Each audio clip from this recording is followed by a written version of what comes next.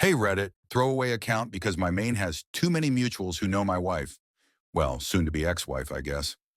I never thought I'd be the guy posting here, but here we are. I've been married to my wife, Lena, 32F, for 7 years. I'm 35M. We met at a friend's barbecue. She was that kind of girl who could walk into a room and everyone noticed. Confident, funny, just a little bit bossy in a way that made you feel like she was doing you a favor by talking to you. I fell hard.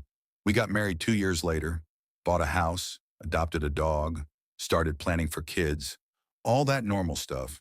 The first few years were great, honestly. She had her quirks, she liked things her way, and she'd get mean when she was stressed. But I just thought that's who she was. I always tried to smooth things over. I worked long hours at my job, and she worked from home doing marketing. It made sense. I'd handle the bills, she handled the house. Things started feeling off around the beginning of this year. She was glued to her phone more than usual. Used to be she'd throw it on the counter and forget about it. Now it was always face down. When I'd walk into a room, she'd flip the screen or swipe something away. I told myself it was nothing. Everyone's allowed some privacy, right? But then the tone changed. She got snippy. Everything I did seemed to annoy her. How I loaded the dishwasher, how I folded towels, even how I chewed. She'd roll her eyes a lot. We stopped having sex too. I'd try to initiate and she'd say she was tired or stressed. I figured maybe she was just overwhelmed. Work, life, maybe even me. So I started planning a surprise weekend trip for us. Something to help us reconnect. I had no idea that by the time that trip came around, I'd be staring down the biggest betrayal of my life. The first real red flag came on a random Tuesday night. I got home early from work, something I almost never do. Usually I'm stuck in meetings until 6, but that day my last one got canceled, so I figured I'd surprise Lena with takeout from her favorite Thai place. When I walked in, the house was weirdly quiet. No music, no TV, just silence. I called out her name, and I heard this sudden shuffle from upstairs, like someone moving fast. A few seconds later, she came down wearing one of my old t-shirts and sweatpants, looking flushed. She said she was just finishing a workout. Now, Lena hasn't worked out in months. She's always said she hates sweating and that her metabolism is good enough. So that already raised my eyebrow. I looked around. No yoga mat, no water bottle, nothing. But she was breathing heavy. Then her phone buzzed on the counter. She snatched it up so fast it actually made me flinch a little. I laughed and joked, "What, you hiding government secrets on there?" She didn't even smile. Just said, "It's work stuff, babe. You wouldn't get it." That stung. She'd never talked to me like that before. Like I was an inconvenience. Later that night when she was showering, I noticed her phone light up again. It was a text from a contact named S. The preview said, "Can't stop thinking about earlier. When can we do that again?" My stomach dropped. I stared at it for maybe 10 seconds before the screen went dark. My hands were literally shaking. I didn't touch the phone. I just sat on the edge of the bed, heart pounding, telling myself there had to be a logical explanation. Maybe it was one of her girlfriends being flirty as a joke, right? Maybe S was short for Sarah, but deep down something ugly had started to grow. Doubt.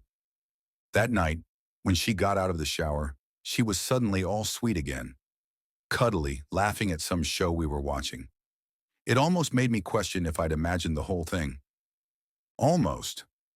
After that text from S, I couldn't unsee things anymore. It was like my brain had flipped a switch, and suddenly I was noticing everything. A few days later, Lena started dressing up more. Not like put together for work dressing up, but first date in college dressing up. Tight jeans, low-cut tops, perfume I hadn't smelled on her before. I joked one morning, "Wow, big presentation today?" And she shot me this look like I just insulted her. Then she said, "Just because I want to look good doesn't mean it's for anyone, okay?" That came out of nowhere. I hadn't even implied anything. Then came the new routine. Late work calls. At first it was once a week, then twice. Then it felt like every other night. I'd walk past her office and she'd slam her laptop shut, claiming she was just wrapping up emails. Sometimes she'd be whispering, sometimes laughing. Not the way you laugh with coworkers. It had this softness to it. I tried to be reasonable, I really did. I didn't want to be that paranoid husband creeping around. So I told myself, you trust her. Don't snoop.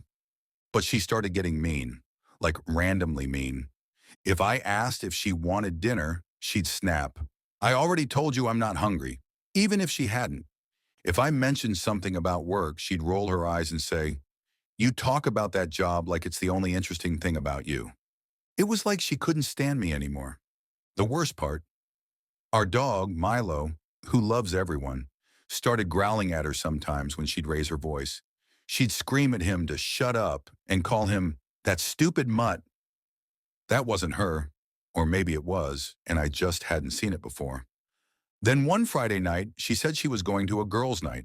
I didn't think much of it until around 11 p.m., when one of her actual friends, Tara, DM'd me on Instagram saying, hey, tell Lena I still have her charger from last week. Can you remind her tomorrow? I froze. Tara wasn't even with her. When Lena got home around 1 a.m., hair messy, smelling like a mix of whiskey and men's cologne, she tossed her bag on the floor and went straight to bed. I asked, how was girls' night? She mumbled, fine, and turned away from me. That's when I knew something was really, really wrong. A week after that girls' night, I finally got the proof I didn't want. It was a Sunday morning. Lena was out running errands, and I was cleaning up the kitchen.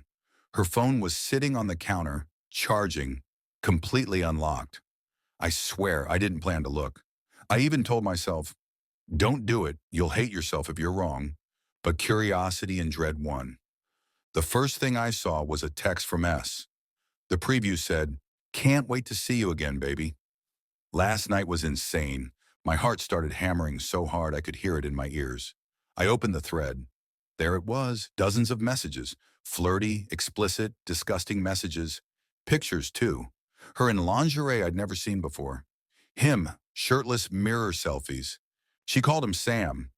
Apparently, they'd been seeing each other for months. She told him she loved the way he made her feel alive again. She complained about me, said I was boring, that I didn't get her anymore.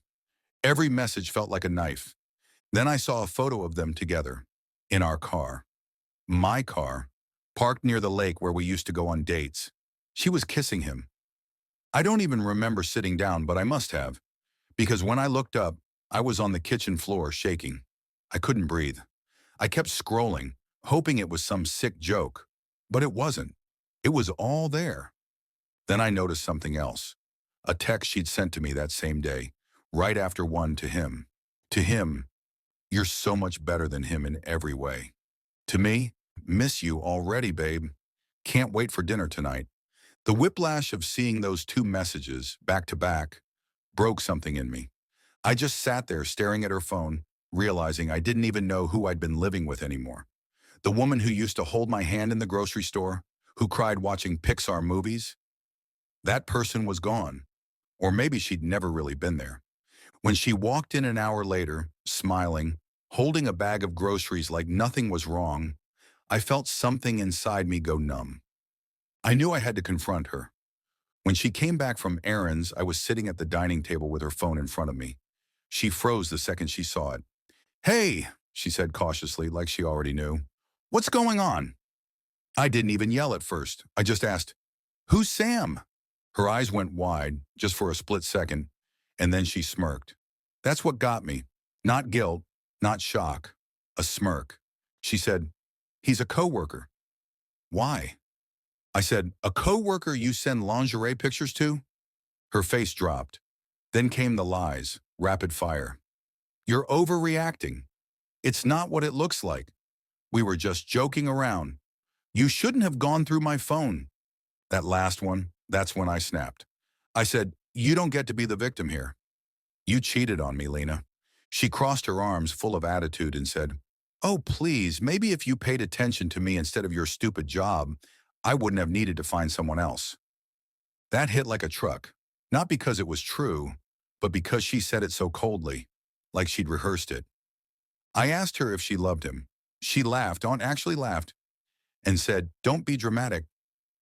Then when she saw I wasn't yelling, that I wasn't begging or breaking down, she switched tactics. Suddenly she was crying, big crocodile tears, saying, It didn't mean anything. I was lonely. You've been distant. I just stared at her. I felt detached, like I was watching someone else's life implode. She tried to come closer, but I stood up and said, "Don't touch me." She yelled back, "Fine, be a child. You never listen anyway," and stormed off upstairs. I could hear her packing a bag, slamming drawers.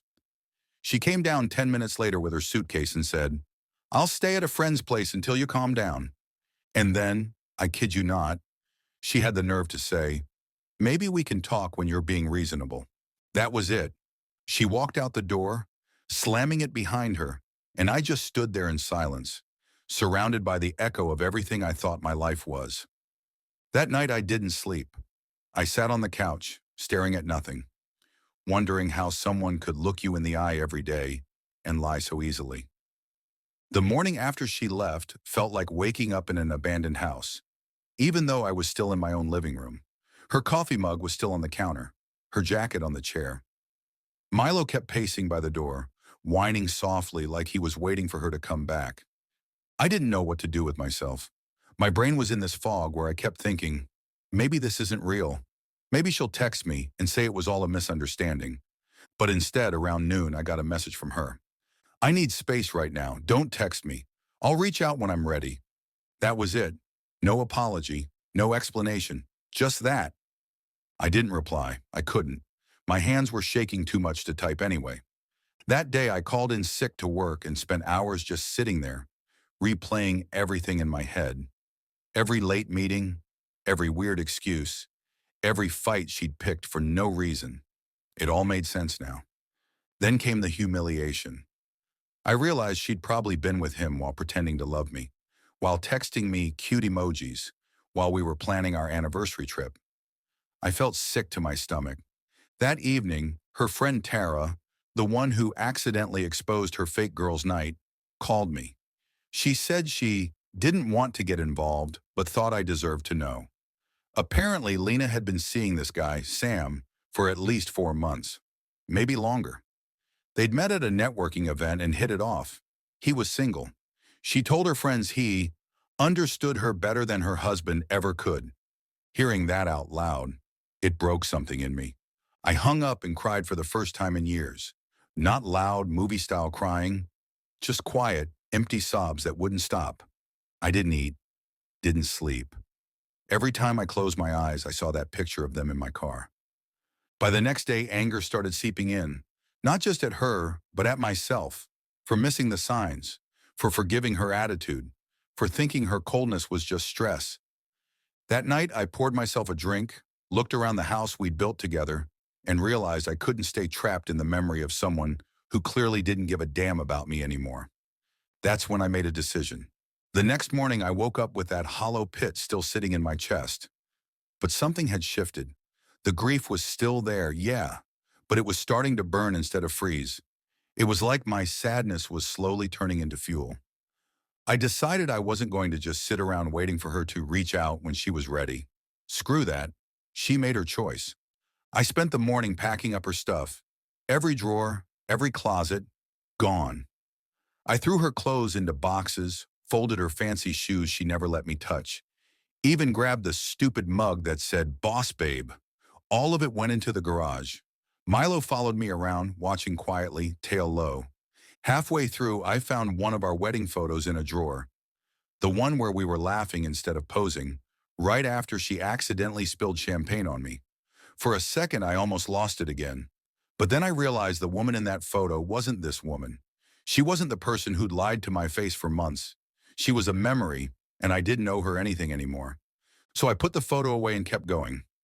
Later that afternoon, I sent her a text. "Your stuff's packed in the garage. I'll be home until 6 if you want to pick it up." After that, I'm changing the locks.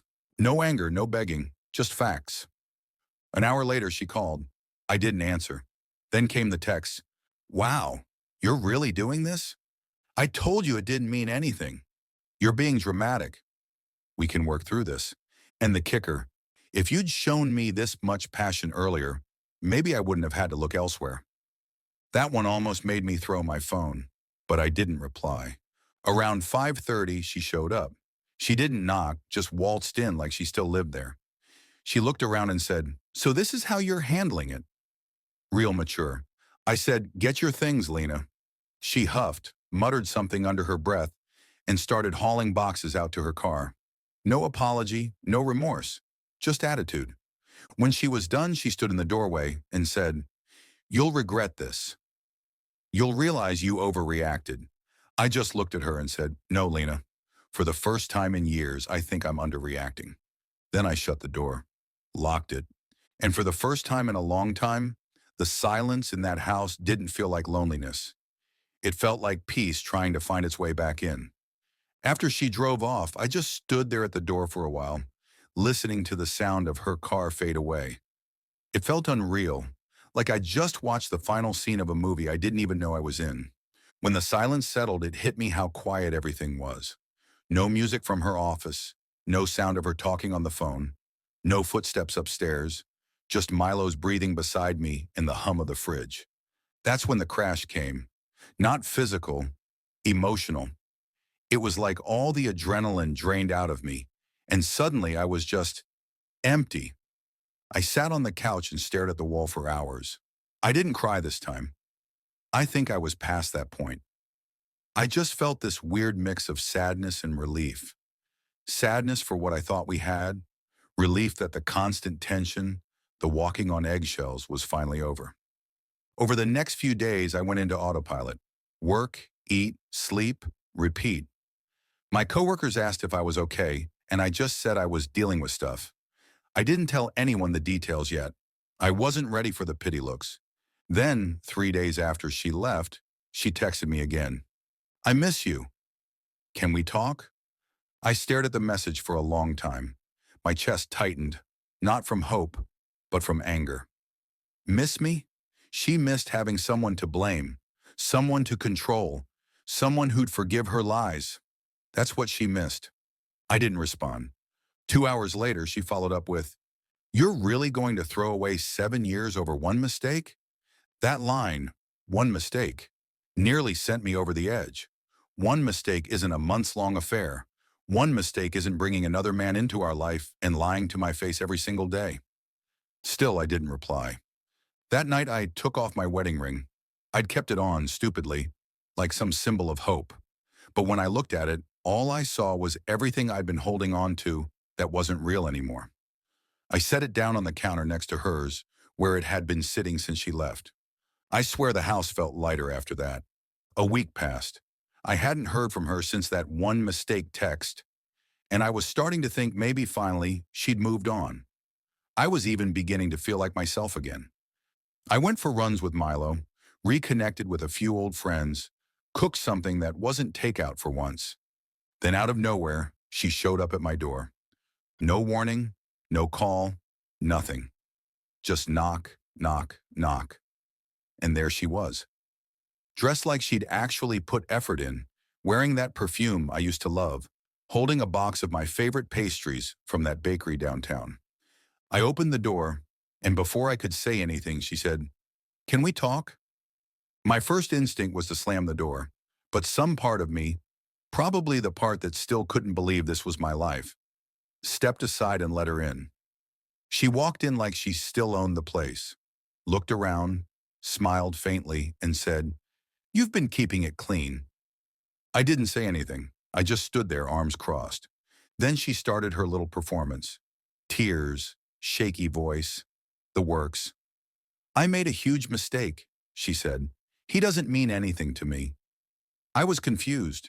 You've always been the stable one, and I took that for granted. I wanted to believe her. God, a part of me still wanted to believe her. But then she said something that made everything click. "I've been talking to Sam, and he agrees we crossed a line." He agrees? Like they'd had a meeting to debrief their affair, like two coworkers apologizing for missing a deadline. I said, "You're still talking to him?" She blinked and said, "Well, yeah, we still work together." But I told him it's over. That's when I realized she wasn't here because she missed me. She was here because she'd lost control of the situation. She wanted to reset the narrative, play the good wife again, make me feel guilty for not forgiving her fast enough. I told her flat out, "You cheated.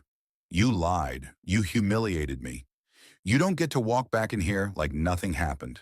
Her tears stopped immediately. Just snap, gone. She narrowed her eyes and said, "You're really going to throw your marriage away because you can't get over your ego?" That was it, the final nail. I opened the door and said, "Get out, Lena." She scoffed, called me pathetic, and stormed off. This time I didn't watch her leave. I just locked the door behind her and sat down on the couch, exhausted but weirdly calm. It was over. For real this time. That night after she left for the second and final time, I thought I'd feel victorious, like I'd finally stood up for myself. But the truth? I felt wrecked. There's this part no one talks about after you end something like that, when the adrenaline fades and you're just left with silence. No one yelling, no one lying, no one to prove anything to. Just silence and your own thoughts echoing in your head. I poured myself a drink, but it didn't even taste right. Nothing did. I sat there staring at her empty chair across from me, and all I could think was, how did I let it get this bad? It's a strange kind of pain. Not the heartbreak you get when someone leaves you, but the one that comes when you realize the person you loved never really existed, or at least not in the way you thought. Over the next few days, I broke down completely. Couldn't eat, couldn't sleep. I'd go to work, zone out in meetings, then come home and just sit in the dark. Sometimes I'd catch myself about to text her, just out of habit, and then remember, there's nothing left to say. One night, I found myself scrolling through our old photos. Trips, birthdays, stupid selfies. I noticed something. In all of them, I looked genuinely happy. She looked posed, like she was smiling for the camera, not for me. That realization hit me harder than anything else. Maybe she'd been gone long before she ever cheated. Still, the guilt crept in. The what ifs. What if I'd paid more attention? What if I'd been more romantic? What if I'd seen the signs sooner? It's crazy how your mind tries to make you responsible for someone else's betrayal. But the worst moment, the real breakdown, came when I found her old sweater in the laundry hamper. It still smelled like her perfume. I held it for a second, and everything I'd been holding back just came out. I cried until I couldn't breathe. Cried for the life I thought I had, for the person I thought she was, for the version of me that believed in us. But when it was over, I felt lighter. Not healed, not okay, but lighter. Like the storm had finally passed, even if the wreckage was still there. That was the night I decided I needed help. Not to fix us, but to fix me. After that night, I realized I couldn't just sit around waiting for the pain to go away. I needed to actively start putting myself back together. First step, therapy.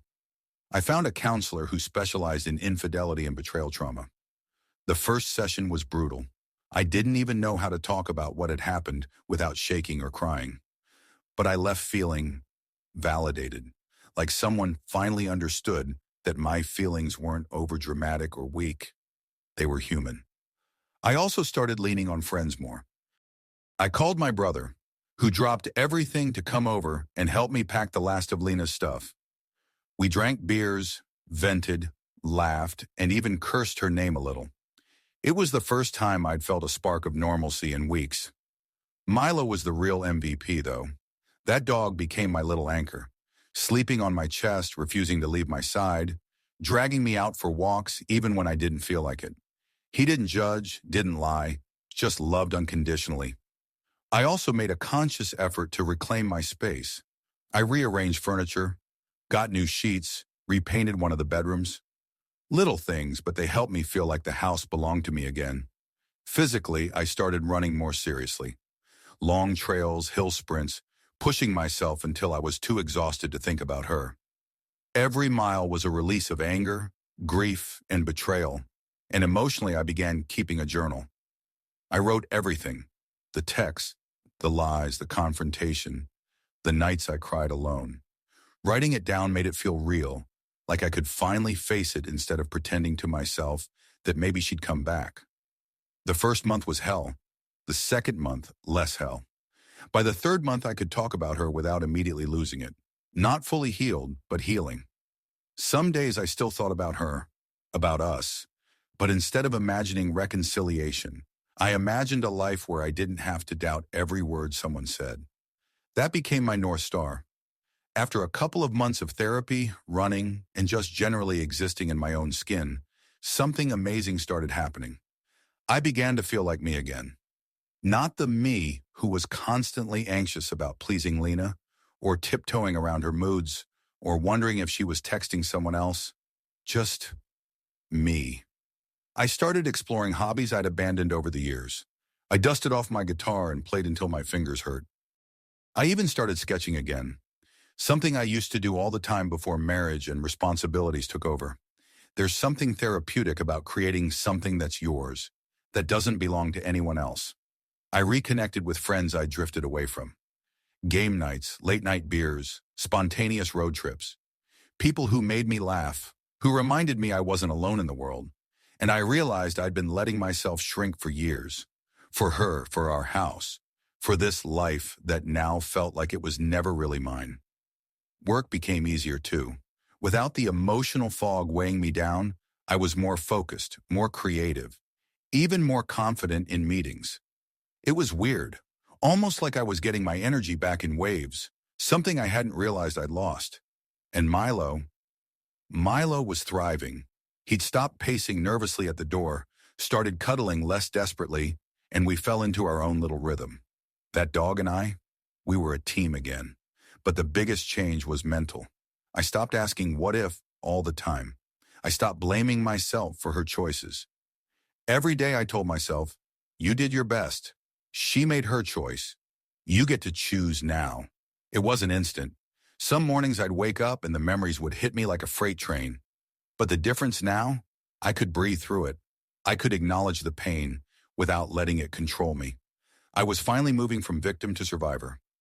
Looking back, there's a lot I've learned from this mess. Some things painfully obvious, others only clear after months of reflection. First, trust is everything, and once it's broken, it's really hard to rebuild.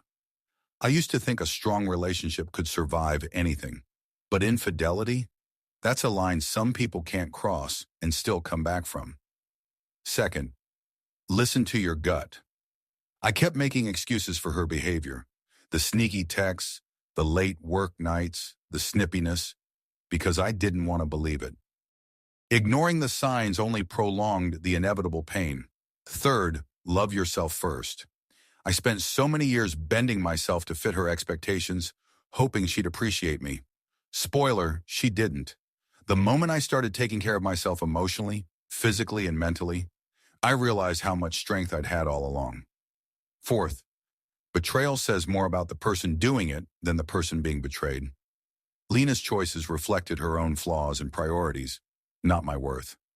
That was hard to accept at first, but it became my mantra. Finally, healing is a process, not a single event. There's no timeline for heartbreak. Some days are harder than others. Some nights, the anger bubbles up again. But every step forward counts, even if it's just getting out of bed, walking the dog, or journaling your feelings. Most importantly, I learned I'm capable of surviving something that, at the time, felt unbearable. And if I can survive this, I can survive almost anything. After months of rebuilding, I finally started thinking about the future. My future, not hers. I sold the house. It was too full of memories, and I couldn't stand the thought of walking through the rooms and seeing her everywhere. I moved into a smaller place with Milo, a cozy spot that felt like home, not a museum of the past. I started dating again, tentatively at first. Coffee dates, casual walks, nothing serious. It was awkward, honestly, but liberating too. The idea that I could find someone who actually valued honesty, loyalty, and laughter again gave me a spark I hadn't felt in years. Work flourished. I took on projects I'd been scared of before. I wasn't doing it for her approval, for recognition, or even for money. I was doing it for me, and it felt good, really good.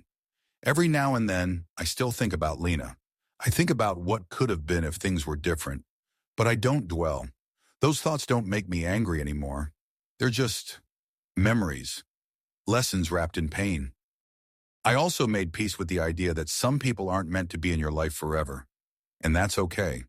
It doesn't diminish the love I felt or the life I thought we had. It just means there's room for something better, something real. It's not perfect.